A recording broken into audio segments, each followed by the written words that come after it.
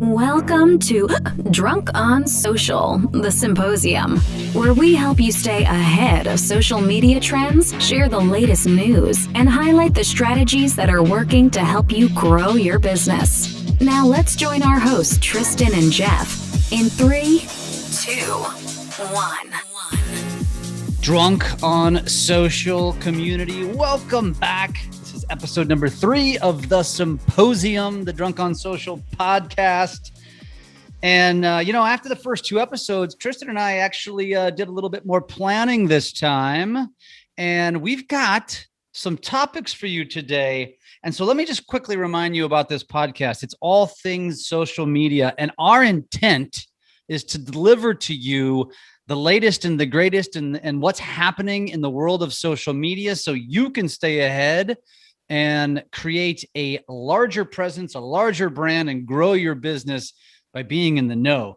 And today, Tristan has delivered on some topics. We're going to talk about the latest news from Twitter, Clubhouse, Instagram, and Facebook. And because he is the one who gave us the topics, I'm going to let my co-host decide what we're going to talk about first. Tristan Ahumada, welcome, my friend. This is fun. Dude, I'm pumped. I'm always pumped with these. These are fun because it's like informative and we get to have some discourse on it. It's kind of like Clubhouse. Ready? What does discourse? Right. What does discourse mean? Like talking back and forth and educated. It's a good word. I like big words. I'm gonna use that one. We should change this from symposium to discourse. Yeah, that would work. So where do you want to start? Which one's Twitter, topics, and why are we talking about that? Right. Whichever one. First one is Twitter, only because Twitter for so long said that they weren't going to allow for an editing option. I don't know if you go on Twitter and let's say you type something in and like, I'm going to post something. And you post something and then you spelled something wrong, which happens to me every day, right? And I post it and now I'm like, crap, I can either delete it or that's all I can do. So now Twitter is actually, they're catching up with the times. They're like, maybe we should add an edit button, right? So they're testing the undo button, which is similar, right? It gives you like about 3-4 seconds or so after you post whatever you post to give you the option to undo it. Really? Yeah. And it's being tested. So, it's not for sure, but what I'm seeing is that this is probably going to hit. It's going to be a big hit. Is there any other platform that allows the same thing after you've hit post? Other than, I know in Facebook, you can go back to the post and you can edit the post, right? Yeah. Not really, dude. Think about it. Like email, some cases, email, there's an undo button. Like Gmail allows for that. Like recall. Yeah. Boom. And then you're like, oh crap, I didn't include the PDF, right? To the attachment. Right. But I don't know, dude. It just feels like they're catching up with the time. This is the reason Twitter only has like 400 million active monthly users, which I shouldn't say only, but right. It's still a lot, but it's one of the lesser ones out of the main ones, right? Well, since we're on the topic, let's give it a little bit of love for just a second, because I think a lot of our audience is probably thinking to themselves, Twitter, guys, really? Twitter? Come on. Like, who's really on Twitter? And yeah. But the reality is this, and first of all, as you know, we're trying to keep you in the know. And we have continually asked our audience, like, who's crushing it on Twitter?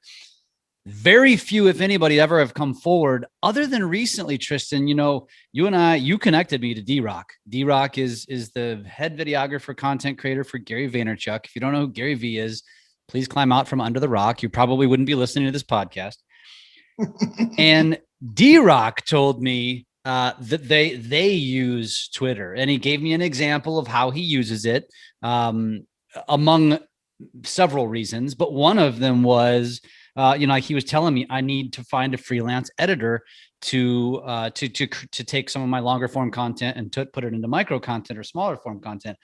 And he said, Twitter's the best place to go put a post out searching for someone, almost like a search engine, like an ad, like a resume platform to find people. And sure enough, I did it. at his request.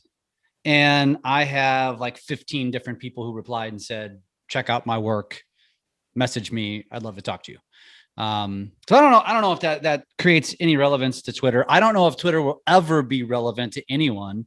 Well, here's where it's relevant. So there's a difference between the active monthly members that come in, right, that are actually signed up. Those are like very low. But here's the weird thing, bro. When you look at the monthly visitors, like actual visitors, it's going to shock you. Number one is Google, obviously, right? 92 billion visitors a month. Number two is YouTube, Okay. Considerably less, 34 billion. I could have predicted both of those. 34 billion. Okay. Number three, you can guess who it is. It's your favorite, Facebook. Okay. 25 billion. And number four is Twitter. Wow. Who would have thought that crap? I didn't. No. It's at 6 billion, 6.6. Above Instagram. Okay. Yeah.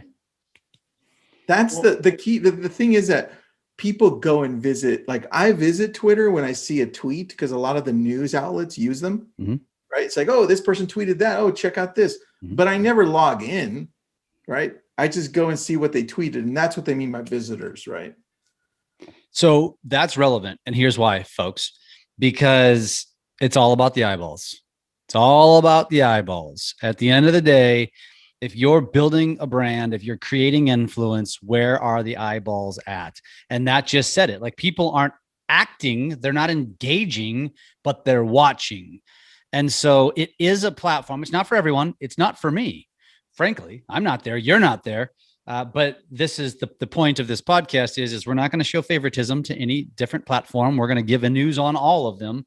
And the point, I think, and the reason, the way we started with it today, is to show Twitter a little extra love, to say, listen, it's getting a crap ton of eyeballs, and it might be a good place to build a following, because it's what you can become in that person who people look up to.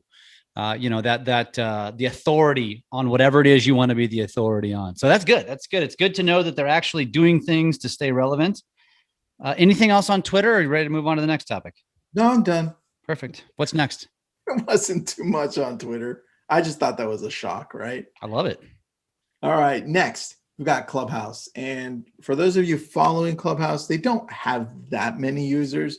I know they have over 3 million active monthly members, or the app was downloaded over 3 million times as of like about a month ago. So I don't see that increasing dramatically because they're still not open to Android, but they did launch a creator accelerator program, and it's meant to help support broadcasters in the app. And what that means is that's looking to kind of do what TikTok finally did, right? Which is that they realized early on that these platforms, these social media platforms, are driven by creators. The more they're in there, the more that these creators can feel like they own part of this because they're getting paid.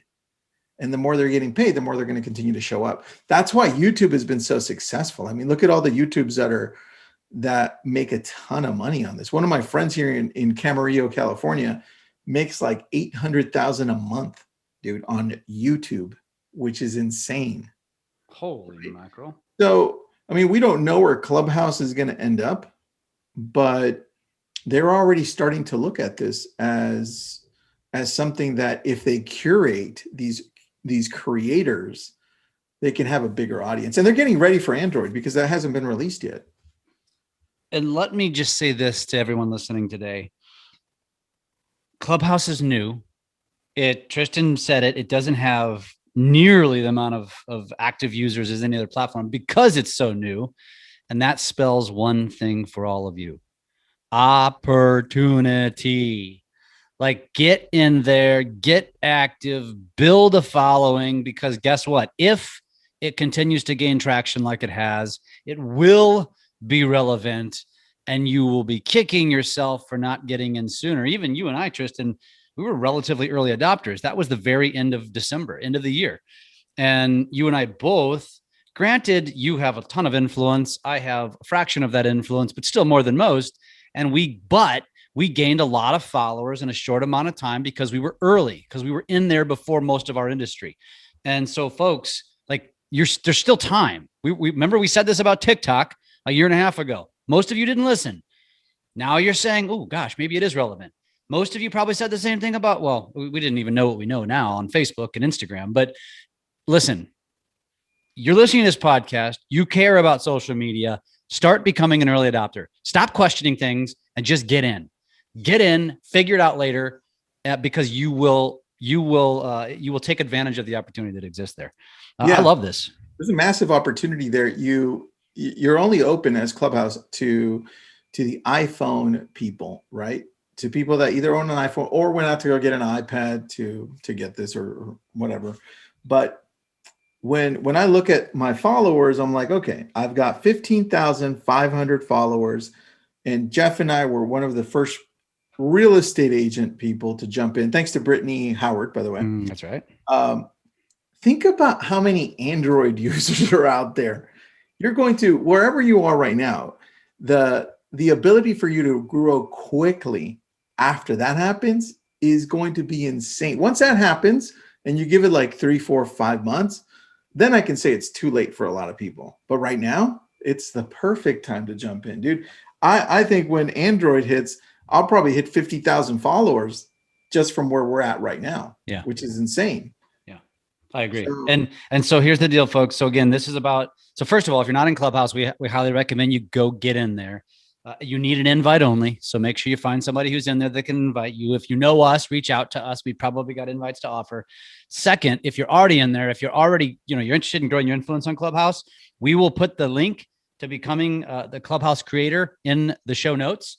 So make sure you check out the show notes for the podcast, and that link will be there. Yeah, dude, you got it. All right. Now let's pivot over to Facebook, Instagram, because they're the same company here. Facebook, and I'm going to pivot to Facebook first, only because you know that they're going to copy Clubhouse, right? It's just a matter of time. I mean, news is already out saying that Facebook executives already ordered employees to create a similar product to Clubhouse. That's already happening in the background. Now, whether it actually takes off or they actually complete it and do it, who knows, right? I don't know that, but they are trying. Because look at what they did with Snapchat, right? They just took them out pretty much. Well, they unsuccessfully tried to copy Snapchat. The stories is what won them over. Correct. They copied stuff, but they have, if you're not familiar with Facebook's history, like Zuckerberg has become known as the guy that will do one of two things. He will copy you. He maybe even try to literally emulate you and knock you out.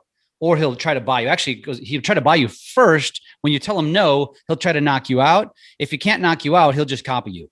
That's what he does. It's pretty brilliant, actually. It's working for him. I will say this, though, Tristan, from what I've seen, they haven't been very successful at knocking people out. And that's where I don't think they will probably be successful with this either. They want to. So here's the point. They want to, what I mean by knockout is they want to cut their momentum off. Like if they didn't cut Snapchat's momentum off, they would have been much bigger, right? And they would have been a huge threat for their marketing arms. And I mean, look at their monthly active, what was that? Monthly active visitors. Yeah, 25 billion or something like that. Yeah, and you add another 6 billion to that from Instagram, right? That's pretty huge. Obviously, they can't compete with Google, right? Because they've got a monopoly. 92 billion with 34 billion from, that's insane numbers, dude. Yeah. But I mean, they're going to try to, they're going to try to cut TikTok's legs off, which they're trying to do, right? I don't know that's going to happen, no. But now they're going to try to do it with Clubhouse. Sure. But now that we're talking about Facebook, when you dive into what they're actually doing, here's what I was talking to Scott Shapiro about from Facebook last week.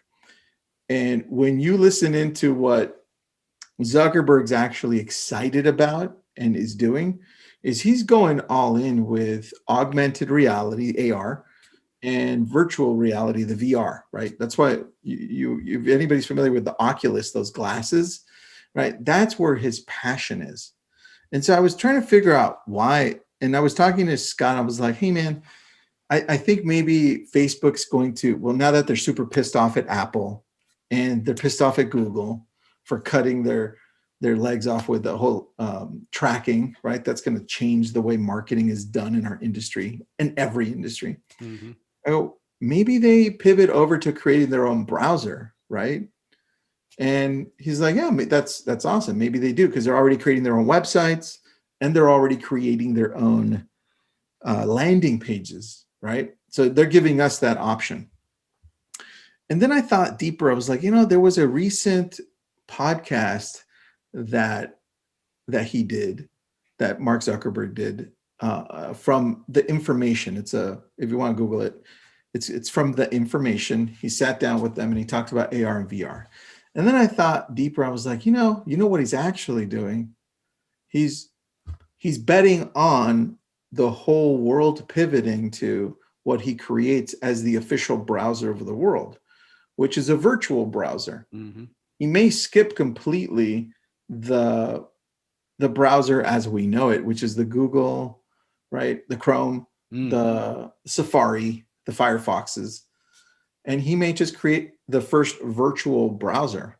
And what does that look like to us when we're in there? Well, dude, if we all gravitate to that, that is the next world of where we all go. Forget Google, forget everything else. So he's betting on something that can actually be way more inclusive than anything else. It's bringing everything together. And I thought maybe that's why he doesn't give a shit on the browser side, right? Or maybe they do a little bit, but this is where all their money is. But they know they can't compete, or they can't get to that level. So why not just go try to get out ahead of it? Now, let me ask you this though, because everything you're saying to me is like, almost like I'm glazing over, right? It's like, whoa, what? Like creating a new browser? What? So I'm going to just say what I think the audience is thinking. What does this mean for me? You guys are telling me to get out ahead. You're telling me to be an early adopter. Like, what can I do with this information? Anything? Or is it just, hey, be cognizant of it? This is where we have to pay attention to understanding where the world's heading. Because you can see the average age. Let's just go now, dive into yours and my world, which is real estate, right? Real estate mortgage, right? The average age of our industry is 57 years old, right? And for the most part, there are some people that are very challenged when it comes to technology. They're late adopters, right? What I want you to pay attention to is as the world changes and we go into this whole new Oculus world, right? The option to have these VR glasses or a headset to be able to go into this world where we can now shop, we can live in. Look at NTFs. Have you seen NTFs, bro? No. What's an NTF? So non-fungible tokens. Look up, everybody who's listening in, look up NTFs. The ability to purchase virtual art, okay? Virtual art. And artists are creating this virtual art and selling it for hundreds of thousands to millions of dollars. And people are like, what, why? I'm like, well, take a step back and look at where our generation, not mine and yours, because we're the same age, Jeff. But I always like saying that. But let's take a look at our kids, our youngest kids.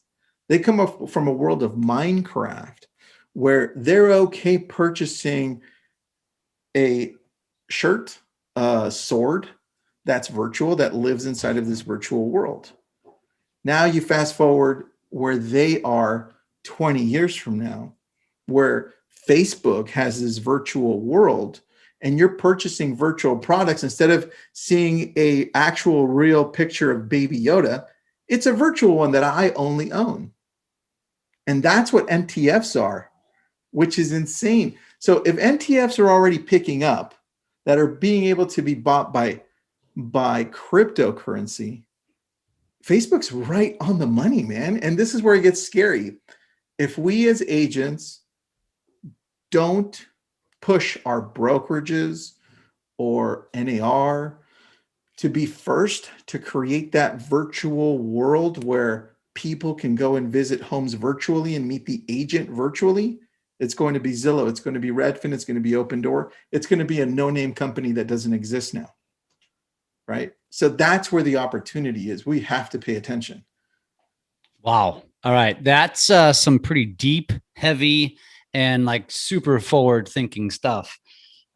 Just to think about, I don't even think most of the, I'm struggling to, can even grasp the concept of digital art. But it makes sense when you described it, like that's what's going to be now. So essentially it's going, everything that's hanging on my wall is in the future is not even necessarily, that's going to be vintage. Because everyone's going to have green screens behind them, essentially, or a blank wall. Inside of a virtual world, like let's just go EXP, right? But it's going to look, I mean, nothing against EXP, they're pushing boundaries, but it's going to look like a Ferrari of EXPs, right? That's what Facebook wants to create. Wow. Well, you know what? That's a good point. If you're a real estate agent, that's also something you should be looking at. Where is your company going? Do they have that same mindset? Are they thinking ahead like that? If they're not, well, you might get passed by. So just be prepared for that. There aren't very many companies that are, dude. It's very, very few. And so, wow. That's just, I think there's like a few people on this, watching this, listening to this, that are probably drooling right now. Not sure where to go with it. So can we take it back a notch or two to something that's maybe a little bit more understandable to our listeners, or maybe just me? Yeah, you're funny. I know you caught on. You're just messing with me. All right, well, let's shift over to Instagram then, because Instagram's still part of Facebook, and where they're heading is they really want to capitalize on Reels. They think they've got something there. They think they could take a big chunk of that momentum from TikTok, and they're probably right. They'll take some momentum, right? And you've already seen, I think last time we talked, you mentioned that they're going to, oh no, we were texting back and forth.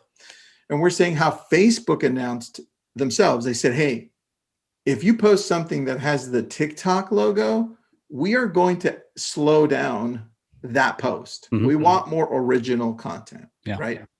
So with that, they announced, they're always announcing these custom stickers to celebrate whatever is happening. The current month or the current week or the current situation, like Black Lives Matter. You saw that one. They have a couple that they released, the celebrating women and tech for Pi Day, which was over the weekend. Now people are like, what does that matter? Well, what we have seen is that if you use those with the right combination of hashtags, it does increase your visibility because now you're playing the game they want you to play, right? Which is use the stuff they have, use the right hashtags, play our game, everybody. Play it with us, and you'll get rewarded. Right. Yeah, I love this conversation because I know it really well.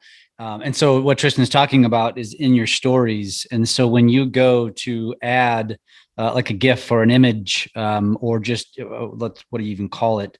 I'm going to go to my story right now and get the name of it. So if I was going to do a post, and I would drop an image in there or drop a video in there, and you click on the little smiley face. It's a smiley face square, like that's got a little crease on the bottom right corner. Yeah, I see it.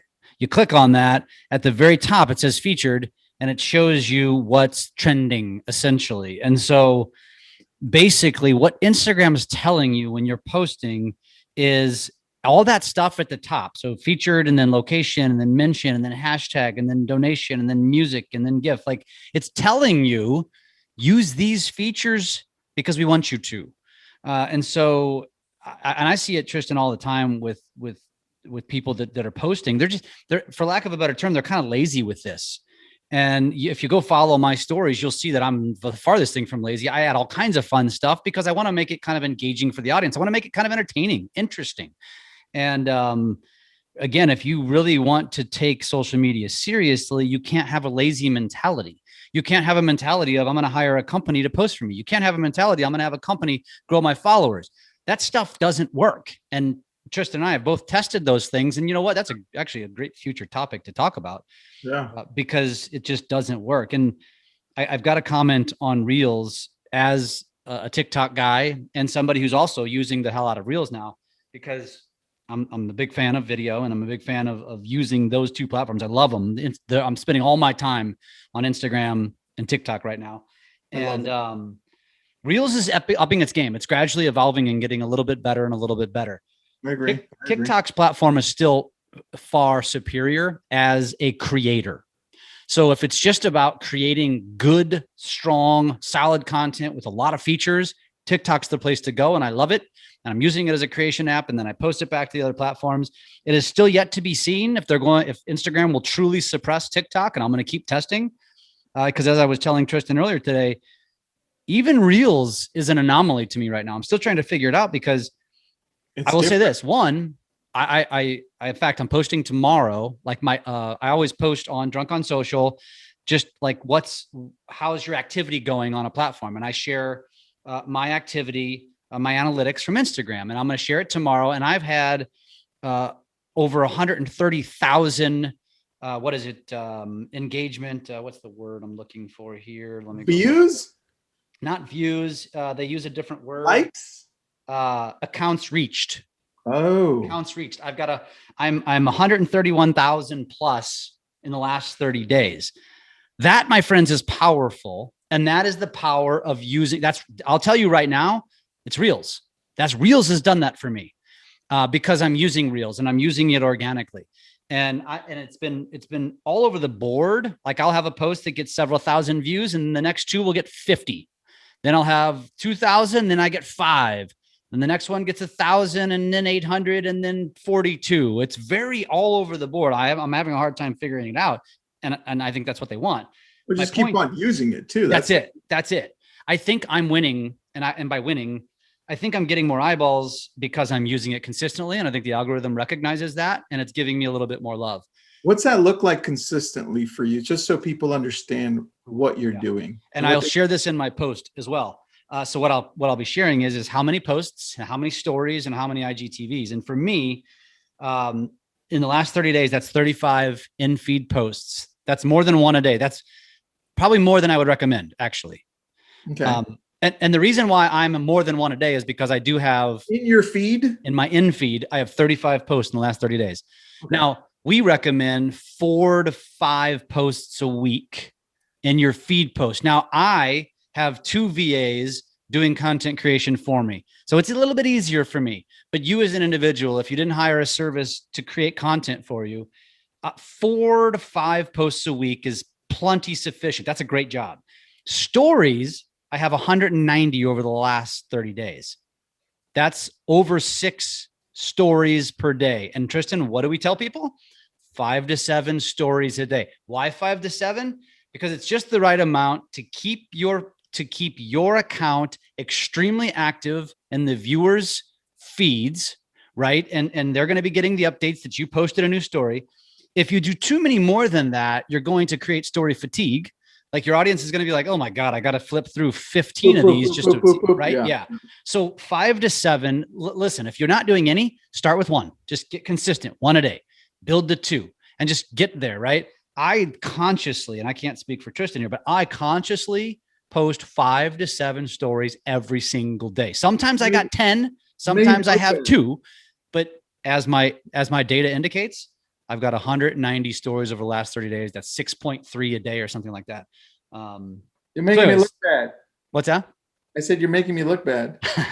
Well, you and I have, I think that's why you and I are good. That's why this is great, because we prove there's no one way to skin this cat. There's no one way to be successful at social media. And the way your style is a lot different than my style. And yet we both have a lot of success from it. And that's the beauty of social media. That's why we're so passionate about social media, because you got to make it what you want to make it. You don't have to be Gary Vee. You don't have to be Tristan Ahumada. You don't have to be Jeff Pfitzer. You need to be you. And you take the tips that we give you, use them as effectively as you can, and watch the results over time roll in. And that, I think, is a great way to end this podcast, I think, unless you had any closing thoughts, any closing remarks.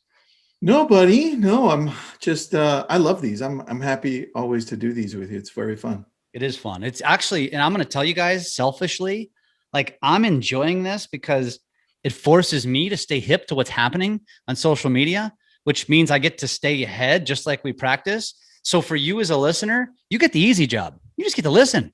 And so hey, don't keep us a secret. I mean, I get it. Like, you're probably thinking to yourself, well, I don't want my competition to know about this podcast. I want to keep it a secret.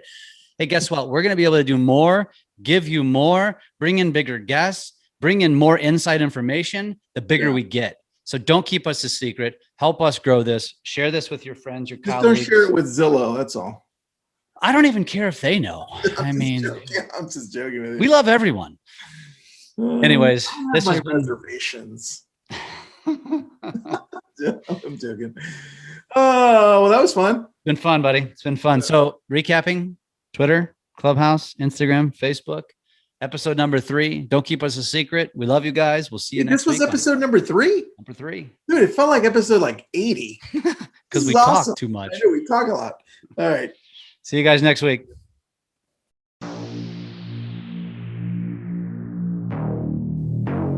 Thanks for listening to Drunk on Social, the Symposium. We are here to help you take your business to new levels through social media. Make sure to subscribe to get updates on new episodes and come join us on our Drunk on Social Facebook page. And as always, make sure you leave us a great review on your favorite podcast app. Feedback and likes are very much appreciated.